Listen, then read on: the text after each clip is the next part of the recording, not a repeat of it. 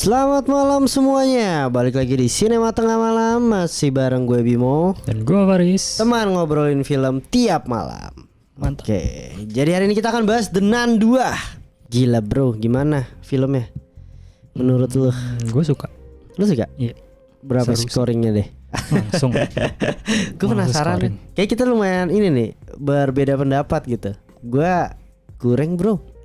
Ya seenggaknya lebih baik dari yang pertama sih menurut gue. Iya Masih sih. seru, gue nontonnya masih apa ya, ngikutin ceritanya, plotnya sama deg-degan antisipasinya gue masih enjoy sih. Kalau yang pertama tuh bener-bener Pertama udah kayaknya nggak ada, chaos deh. kayak nggak ada rasanya gitu nontonnya. Iya. Cuma gue nggak tahu, kayaknya gue mulai nanti kita discuss lah ya untuk review ini karena lumayan nih seru nih. Gue sama Faris lumayan beda. Gue kayaknya untuk first impression gue nonton apa ya? Gue cuma mengalami yang gue rasain tuh cuma ya tadi deg-degan atau jump scare-nya aja sih. Tapi untuk dari segi cerita di tengah-tengah gue lost, rada bosen gitu. Terus gue merasa kehilangan apa ya, rasa teror horornya suatu demon atau setan gitu. Kalau gue pribadi gitu ya. Dan gue melihat apa ya, sosok Falak tuh kayak udah deh kayaknya berarti cukup di Conjuring 2 aja dia yang terbaiknya gitu. Kayaknya malah film solonya gitu ya, 1-2-nya tidak begitu inilah, kurang memuaskan gitu. Kalau lu kenapa? Suka? Gue suka itu tadi sih, kayak benar-benar apa ya, kayak kan ada misterinya gitu kan yang di sini, kayak kenapa Falak bisa kembali dan segala macem gitu. Terus Falak sebenarnya mengincar apa? Menurut gue di situ seru sih.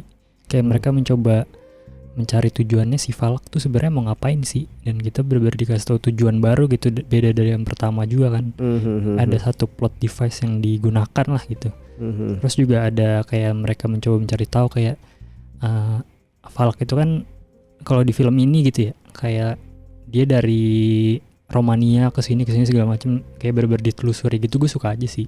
Kayak mereka mencoba mencarinya, kayak main detektif gitu. Itu seru sih. Iya. Itu ada unsur detektifnya lah ya untuk film ini. Dan mungkin sebelum kalian nonton, kalian kayaknya wajib ya nonton film pertamanya dulu kali ya, biar lebih mengenal karakternya sih kayaknya sih. Karena ya. kan yang di kedua ini banyak yang kembali main lagi gitu. Kayak si Morris gitu kan krusial kan di film ini dan di film pertama.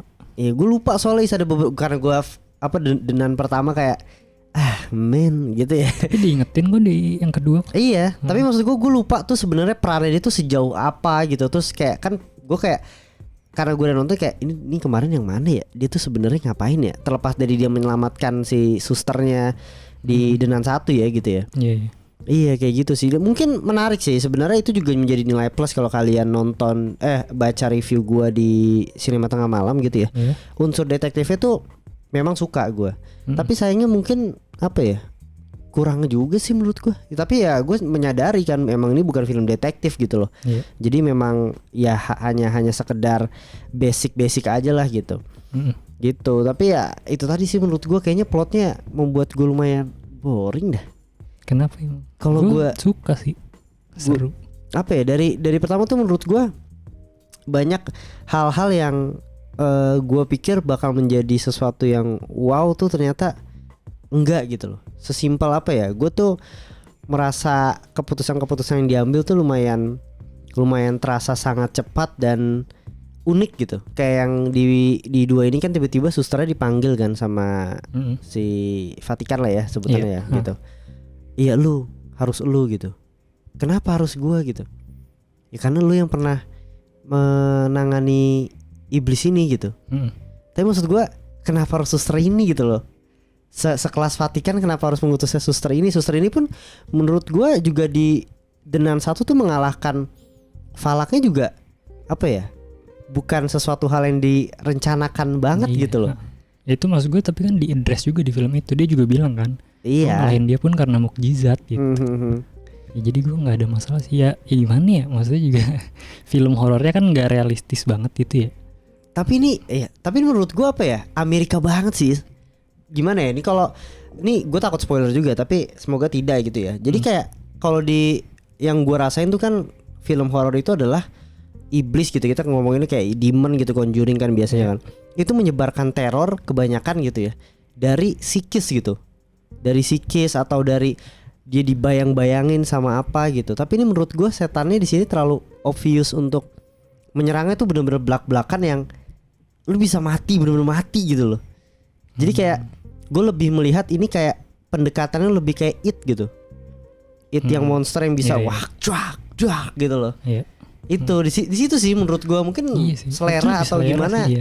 Gue kurang tahu sih ya. Sebenarnya selera karena gue justru malah suka di situnya. Seru aja, maksudnya direkturnya bisa have fun gitu. Ketika lu punya creature segitu banyak terus lu pamerin kekerenan creature itu untuk membunuh anak-anak kecil. Ya maksudnya kalau yang suka begituan ya gue ketika nonton keren aja sih menurut gue. Iya sih kayaknya mungkin selera kali ya. Gue lebih suka soalnya teror yang bener-bener psikis atau misalnya lu digangguin, kalau lu mati pun lu karena ketiban apa, ada di sini ada sih, ada beberapa satu hal yang seperti itu, ketiban apa tapi karena dihantin sama sosok tersebut gitu loh. Tapi beda sih pendekatannya di sini Falaknya. Iya sih, memang nggak tahu juga ya mungkin. Tapi yang Conjuring gue juga rada lupa sih, maksudnya kalau karakter-karakter yang meninggal gitu film-film sebelumnya itu ada nggak yang maksudnya bener-bener langsung dibunuh sama setan gitu? Kayaknya ada deh. Saya ingat gua gitu, tapi nggak. Ya ini bener-bener yang terlalu apa ya? Total aja sih menurut gua. Iya. Sama kalau La Llorona gimana? Gua kan nggak nonton. Nah, itu dia makanya ekspektasi gua tuh La Llorona ya. Kenapa itu? Itu tuh gua suka banget sama Michael Caves di situ. Bener-bener apa ya? Lu tuh menyebarkan terornya tuh gila gitu loh. Mainnya psikis gitu. Yang satu bener-bener tidak langsung yang lu misalnya ditenggelamin gitu. Simple ya, tenggelamin. Terus tiba-tiba lu masih bisa selamat, lu nggak mati saat itu. Jadi kayak lu cuma ditakut-takutin doang gitu loh sebenarnya. Lu ditarik ulur gitu loh. Jadi kayak anjir nyaris mati gitu loh. Itu gue sukanya sama Michael Caves tuh di La Llorona itu. Cuma kan di Conjuring 4 dia juga kayaknya mau mencoba pendekatan yang berbeda gitu. Dan ketika dia direct yang Falak ini ternyata benar-benar berbeda juga sama La Llorona ini gitu. Apakah mungkin ini salah satu ada campur tangannya penulisnya si Megan itu setahu gue lumayan gore thriller yang gimana gitu. Pastinya sih, maksudnya kelihatan kalau gara-gara penulisnya gitu. Kan di final act-nya juga kelihatan kan sangat berbeda dari film-film horor gitu lah. Apalagi final act-nya bro. Iya sih. Ya mungkin kalau tapi gue tetap suka sih, nggak tahu kenapa ya. Mungkin karena keren aja sih gue ngelihatnya si direkturnya bisa bermain pokoknya bebas lah, dia bisa melakukan apa aja dan menurut gue seru gitu yang dia lakukan gitu ya. Tapi menurut lo Falak tuh apa namanya untuk di case ini gitu ya? Dia mencari sesuatu gitu ya. Itu tuh tujuannya apa sih? Power doang kan sebenarnya. Iya kan. Di sini kan. Itu kayak gue merasa apa ya? Suatu apa ya, basic things aja gitu loh. Kayaknya yang pertama juga gitu gak sih? Lupa gue yang pertama jujur dah. Jadi gue kayak merasa yang pertama tuh kayak ini kalau gue gak salah balik lagi ya, mencari suatu apa sih relik ya, suci gitu ya. Yang kedua mencari nader itu lagi gitu. Gue kayak ini gak dapet yang satu, dapet lagi nih, ngejar lagi yang lain. Terus gue juga kayak tujuannya dia kayak untuk mengambil itu tuh gue tidak melihat suatu urgensi besar yang akan seperti apa gitu loh. Gue merasa seperti itu sih. Dan kan lu dibilang kan ketika lu harus rebutan nih sama Falak untuk mencari itu gitu, itu bisa menjadi senjata buat lu. Tuh gue jadi merasa kayak anjir ini rebut-rebutan untuk menjadi senjata untuk mengalahkannya gitu loh. Jadi kayak sesuatu hal yang gue merasa kecewa aja sih gitu loh. Gue nggak tahu sih ya, maksudnya karena gue nggak tahu juga sih menjelaskannya kayak gimana, karena gue nggak terlalu bermasalah itu menurut gue gitu. Lu di bioskop penonton kayak gimana di sana? Sepi anjir. Jadi nggak terlalu, gue nggak denger banyak, ada cuma orang kayak kaget-kaget doang sih. Gue full ya. Ketawa anjir. Ketawa pas maksudnya gara-gara ketawa adegan horor atau ketawa banyak hal kayak yang mungkin ya ekspektasi balik lagi ya. Ekspektasinya mungkin melihat Falak yang di Conjuring 2 yang menyebar teror seperti apa, tapi yang sekarang tuh lebih ke magis quote on quote-nya gitu ya, bisa mengeluarkan power yang kita nggak tahu gitu ya. Orang ketawa aja. Gue juga jadi kayak iya juga. Ketawanya tuh maksudnya ketawa meledek apa gara-gara? Iya kayak gitu loh. Jadi kayak mungkin adegan jump scare tuh ada gitu loh. Jadi kayak iya juga, apa mungkin salah satu suasana bioskop yang lumayan jadinya mendukung. Tapi bioskop gue bukan yang biasa gue tonton ya. Lumayan elit gitu. Tapi Gitu juga jam sih. scare-nya bagus sih menurut Jam gue. scare-nya bagus. Kayak di awal mungkin iya sih, dari awal ke sebelum ending tuh emang nggak terlalu magic lah ya. Maksudnya masih kayak seperti film horor hantu-hantuan pada seperti biasanya. Maksudnya di ending kan baru kelihatan tuh kayak punya kekuatan segala macem. Cuma ya di awal seru banget sih jump scare-nya. Jam scare gue Build up-nya semua seru-seru, kreatif juga, baru-baru gitu. Jadi gue lebih suka ini sih daripada Conjuring 3 sebenarnya. Conjuring 3 ya, Conjuring 3 manusia banget ya. Yang santet itu Iya, kan. yang santet itu. Gue gak terlalu suka sih. Gue juga nggak begitu suka sih, tapi Kalau gue di sini lupa inget seru. juga sih. Kalau di sini menurut gue seru sih, bener-bener have fun sih gue nontonnya. Apalagi ada kayak monster kambing, itu gue suka sih. Iya anjir, makanya gue bilang tuh pas gue lagi nonton tuh kayak anjir tiba-tiba ada kambing. Tapi gue suka sih itu monster kambingnya, keren banget anjir. Iya anjir. Seru. Gue kayaknya tadi gue setuju sama lu sih, kalau sana jump scare ya gue suka gitu loh. Apa namanya, bisa dibilang mengagetkan lah, merinding lah kayak gitu ya. Tapi mungkin yang sedikit mengecewakan adalah dari plot sama ya karakter Falak itu sendiri gitu. Gue merasa kayak kalau ada kambing, tiba-tiba ada kambing tuh ya udahlah, itu kan nadar setan juga banyak yang dikasih gitu ya. Terus yang gue kurang ini juga adalah power aja sih sebenarnya. Gue kaget tiba-tiba bisa 1000 bayangan. ada momen kayak yang di Denan 1 juga ada sih. Cuma maksud gue dengan terlalu banyak kayak power itu gue jadi bisa gila 1000 bayangan dikeluarin lagi nih gitu. Tiba-tiba ada si Kamaru terakhir. Ada model-model gitu, gue kayak anjir bro, gue nggak mau ngeliat hantu yang seperti ini gitu loh. Gue mau lebih ke teror psikis yang saat di Conjuring 2 kan dia cuma teriak yang kayak mau ngejatuhin orang dengan, kalau nggak salah dia ini ya, anak kecil yang Conjuring 2 mau bunuh diri kan, dipengaruhin kan, nah kayak gitu loh. Tapi itunya ngebaca dengan doa dan lain sebagainya gitu loh. Kayak anjir keren bro gitu. Iya, mungkin ada beda di plotnya sih, karena kalau di sini kan dia ada kayak mengincar keturunan seseorang gitu kan, emang pengen dibunuh gitu. Kan itu sih. Iya, selera sih balik lagi. Tapi gue juga emang setuju kalau gue nggak sukanya ya dari segi Falaknya sih kurang banyak nongol gitu, karena kan dia lebih banyak merubah bentuknya kan sebagai wujud lain gitu lah.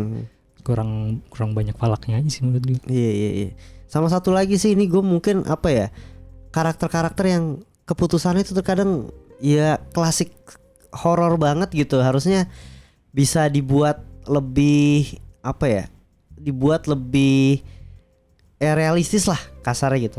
Kayak gue kesel tuh terlalu banyak tuh endingnya tuh terlalu banyak kata Shopee teriak. Maksudnya karakter Shopee ini dipanggil mondar mandir lari Shopee gitu, tapi ke tempat-tempat yang anjir nih orang gitu loh.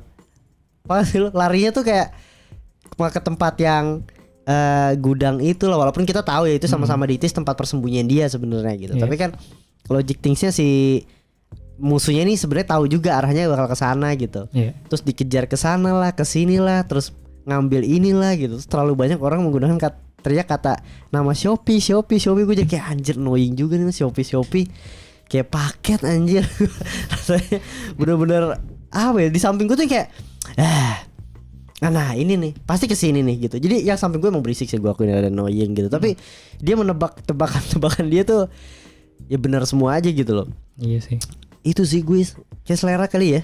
Ya selera sih di sini ya. Maksudnya gue nggak terlalu memandang plotnya sebagai ini ya kayak nomor 1 gitu. Kalau gue enggak sih, seru-seruan aja untuk lu nakutin gue gitu. Dan gue merasa ditakuti dengan baik, dan gue ngeliat creature-nya juga gue suka gitu. Kayak mungkin sama ekspektasi kali ya. Iya sih. Gue lumayan ekspektasinya kan apa ya, apalagi Denan 2 dibilang film terakhir Conjuring Universe gitu ya. Terus juga apa namanya, bisa orang gue baca reviewnya kayak first reactionnya lompat dari kursi lah atau apa. Wah gila anjing bagus nih kayaknya bro. Apalagi gue lumayan percaya si Michael Caves. Mungkin di Conjuring 3 gue mikir udah oke lah ya, dia mungkin kurang gitu loh. Mungkin di sini oke karena Lara Rona oke gitu. Terus penulisnya juga penulisnya Megan kan gitu. Gue kayak wah nih kayaknya oke nih dua orang ini nih gitu loh. Ternyata belum juga gitu loh, belum bisa memenuhi ekspektasi gue terhadap karakter Falak ini gitu loh. Iya sih. Tapi seenggaknya menurut gue nggak jelek-jelek banget sih. Nggak sampai sehancur pertama Denan sama Annabelle pertama itu udah hancur.